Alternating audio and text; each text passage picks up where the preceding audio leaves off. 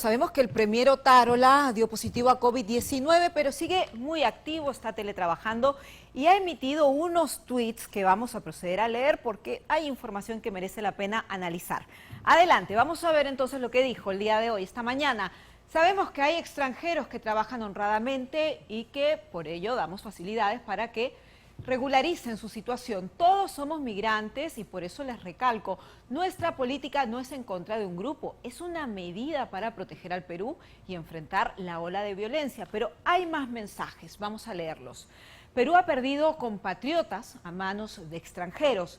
Catherine Gómez murió quemada. El sereno Luis Manrique fue asesinado por enfrentar la delincuencia. Marco Caro fue atacado cuando manejaba. El odontólogo Cristian Quispe fue secuestrado y asesinado.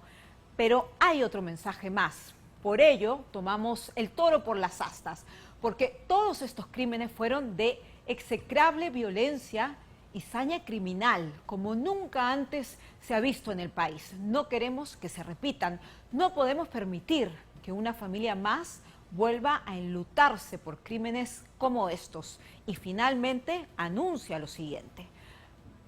Hay un tuit más. Para enfrentar la ola de inseguridad ciudadana y atender la crisis migratoria, expulsaremos a los indocumentados del país y no se permitirá el ingreso de personas que no presenten sus documentos en regla. Estas son las primeras medidas que tomamos como gobierno. Repetimos, expulsaremos a los indocumentados del país y no se permitirá el ingreso de personas que no presenten sus documentos en regla. Es la información, el mensaje y las acciones que ha anunciado el premier Otárola a través de su cuenta en Twitter. Pero ¿será viable? ¿Se podrá realizar? ¿De qué manera se pueden concretar? Justamente estamos en comunicación con la señora Roxana del Águila, ex superintendente de Migraciones, para entender cuál sería la estrategia. Muy buenas tardes, gracias por estar en comunicación con nosotros. Muy buenas tardes, muchas gracias por esta invitación. Cuénteme con su experiencia, ¿qué tan posible es que se pueda expulsar a los indocumentados? Bueno, primero quería saludar en los mensajes que ha brindado nuestro premier en relación a esta situación de los indocumentados, al margen, por supuesto, de lo que está sucediendo en el sur del Perú. En efecto, tenemos nosotros que tener una migración ordenada para que sea segura, ¿no? Y a su vez también para que sea productiva. Una de las medidas que se estarían planteando es una amnistía, entiendo yo, porque es la única manera de poder... ¿Perdón? Que ya se está ejecutando, lo hemos reportado.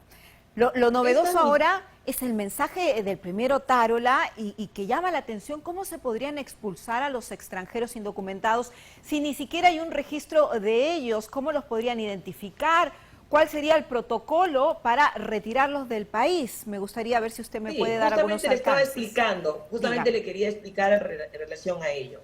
Para poder regularizar en este contexto debe haber una amnistía, ¿no es cierto? Que ya empezó. Correcto. Esto implica una obligatoriedad de los ciudadanos extranjeros que se encuentran en nuestro país de acceder necesariamente a la regularización y, por supuesto, en muchos casos van a tener que tener cierto apoyo de las personas donde trabajan para que puedan regularizarse, porque van a tener que asistir para la toma biométrica en migraciones. Por supuesto que eso también va a exigir que migraciones tenga mucho más posiciones a nivel nacional donde se pueda llevar ese registro, que es muy importante. Ahora, una vez que se han cumplido los plazos que el gobierno haya establecido a través de los decretos supremos necesarios, entonces empieza ya el análisis y depuración. Es decir, si les están brindando todas las facilidades, si no han habido situaciones de emergencia que les hayan impedido, por ejemplo, el tema de estar enfermo, ¿no? Aislado, ¿no? Que no le haya permitido regularizar su situación, entonces esas personas que han incumplido las órdenes de un país, porque acá ya no se trata solamente de un beneficio, sino ya es una orden, es una obligación, se procede a realizar una serie de fiscalizaciones, ¿no? De verificaciones para proceder a esta etapa que se denomina expulsión. Ahora, la pregunta es, ¿estamos hablando de 200.000 personas? ¿Estamos hablando de 50.000 personas? También tenemos que tomar en consideración que estamos en una zona geográfica muy complicada, porque no tenemos nosotros al país vecino, no es en este caso este país, Venezuela, donde nosotros podamos llevarlo, porque ciertamente la expulsión no obliga a que Perú tenga que llevarlos a su país De origen, ¿no? Ah, ok. Exacto, porque tenemos aquí indocumentados cubanos, tenemos indocumentados que se han presentado cuando hicimos la preinscripción del Congo, es decir, del África, o sea, del Medio Oriente. Entonces, la situación no es solamente enfocada a una sola nacionalidad. Entonces, las estrategias que se apliquen para poder establecer esta medida, tenemos que tener conocimiento cuáles van a ser las acciones operativas, qué acciones a su vez deben contribuir los ciudadanos peruanos o los extranjeros regularizados aquí en nuestro país, que puedan contribuir a todo ese proceso de salida. Y por supuesto también, que es sumamente importante, las coordinaciones internacionales que vayan a realizar el Estado peruano a fin de que las demás naciones permitan, en el supuesto que estuviéramos hablando de un corredor, este traslado. Sí, La pregunta sería, ¿ese traslado es para nosotros hasta Tumbes y de ahí hace cargo el otro país? Y de ahí, o sea, hay muchas preguntas que seguramente se irán formulando. La intención es muy buena, pero la operatividad y el proceso y el costo, que podríamos decir, vamos a asumir este costo, si estamos hablando de personas que han incumplido, ya estamos frente a, ya no a una irregularidad. Hay que saber diferenciar claramente lo que es una migración irregular y lo que es una migración ilegal. Ilegal está en el ámbito de aquel que, habiendo sido expulsado, por ejemplo, retorna al país. Entonces ya tiene una acción ilegal de ingreso. Entonces hay que hacer la diferencia. Ya habría un si no, estaríamos antecedente. calificando de delincuentes a toda esta migración.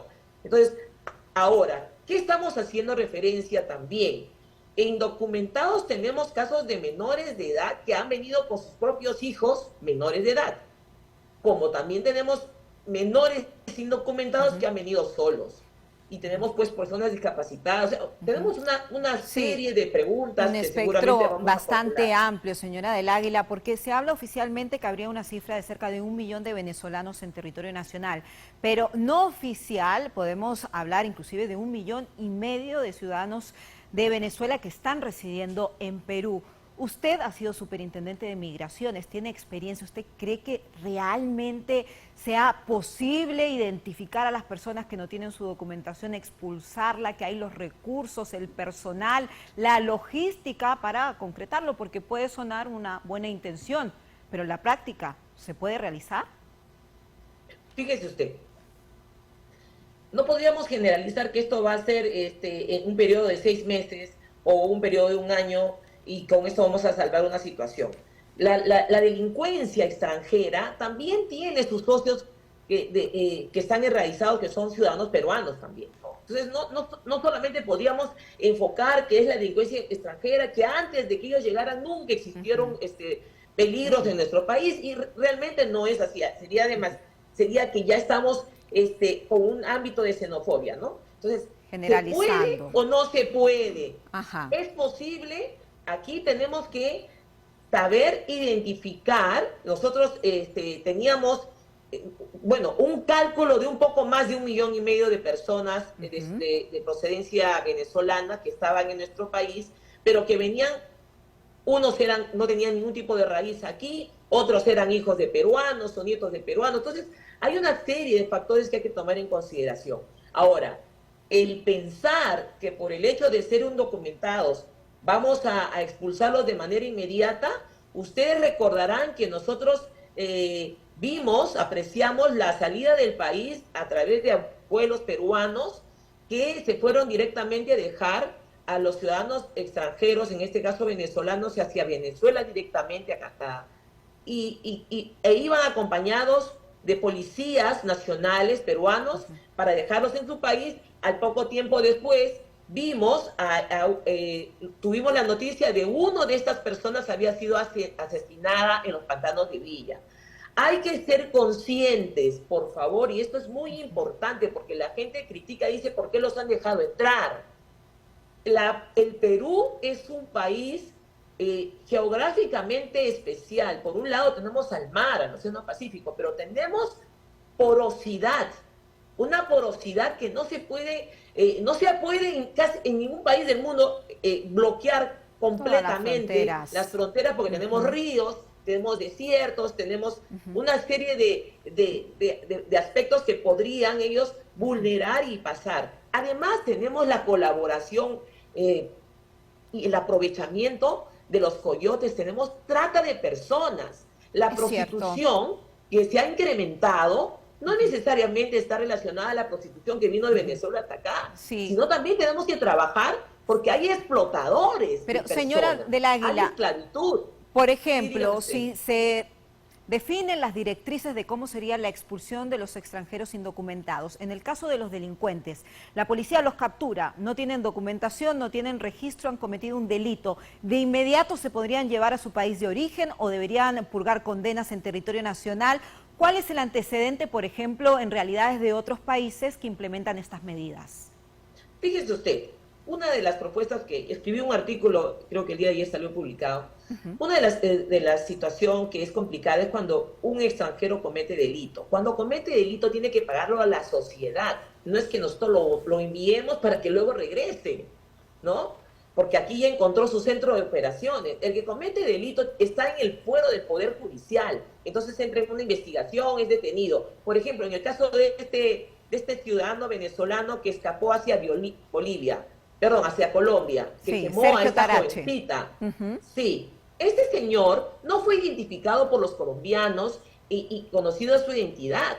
Es gracias a las huellas biométricas y a los datos biométricos que tenía la Superintendencia Nacional de Migraciones, que pudieron establecer que se trataba del asesino corroborarlo, que había escapado. Es decir, Sergio Tarache estaba legal en Perú, a diferencia de Maldito Cris, que es el asesino del Sereno, que está prófugo actualmente y que además fue intervenido con 17 celulares y el Poder Judicial lo dejó libre. ¿Qué dato tan interesante dice usted, señora Roxana del Águila, de la importancia de tenerlos registrados en migraciones para hacer esa confirmación a nivel internacional de los delincuentes? Pero ese es un dato importante, pero no podemos dejar también de mencionar, porque en aras del honor y la verdad, porque a veces nosotros no podemos complacer en las noticias a todo el mundo, también es cierto que teníamos en la primera ola de ciudadanos venezolanos en nuestro país que el 80% entre 20 y 45 años eran profesionales de profesiones que no existían o que eran muy pocas en nuestro país. Si hablamos de profesores, docentes, teníamos doctores en ciencia, por decirle profesores. Si hablábamos de ingenieros, teníamos ingenieros ambientales. Si hablábamos de médicos, que no le ha costado un solo centavo al Estado peruano para formarlos, y hay una escasez enorme de ingenieros, de médicos, de personal de la salud, pues estas personas trabajaron y también muchas de ellas fallecieron en este proceso del COVID. Entonces, hay que trabajar. No está en discusión, son muchos extranjeros que han venido a aportar al país, pero sobre todo personas que salieron en la primera etapa de la inmigración, ¿no? Y que son profesionales, como usted bien lo menciona, y que normalmente estaban con todos sus papeles en regla. Ahora la figura es diferente porque lo que dice el Premier es que los indocumentados serán expulsados del país. Pero, señora del Águila, usted también mencionaba otro punto que me ha dejado pensando. Es decir, no los llevarían directamente a su país de origen, los pueden expulsar a otra frontera, tal vez Ecuador, tal vez Chile, otro país, y le dejan el problema a otra nación.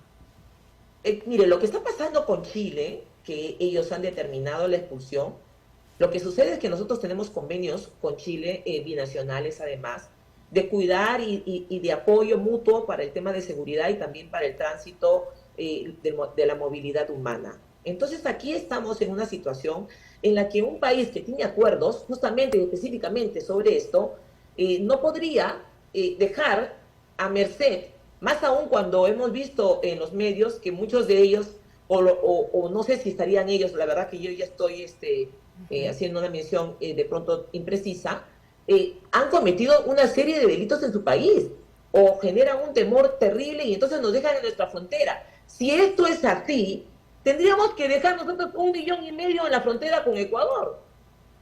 Entonces, nosotros, o sea, esta situación se tiene que mejorar porque Perú no es el lugar donde todos los países vayan a tener que dejar a los ciudadanos que ya no quieren que estén en su país. Entonces, debemos trabajar. Nosotros pertenecemos a una comunidad internacional que tiene que ya manifestarse, y esta situación que estamos viviendo, que ha significado y que significa hasta la fecha, aun cuando se hayan propuesto muchas soluciones, lo cierto es que estas personas siguen en la frontera.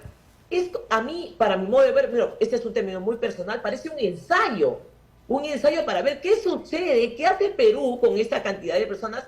Entiendo yo que van a mandar un vuelo y que también van a mandar, creo que 2 hacia Arica para que de ahí se vayan, pero ¿eso nos garantiza realmente que no vayan a volver?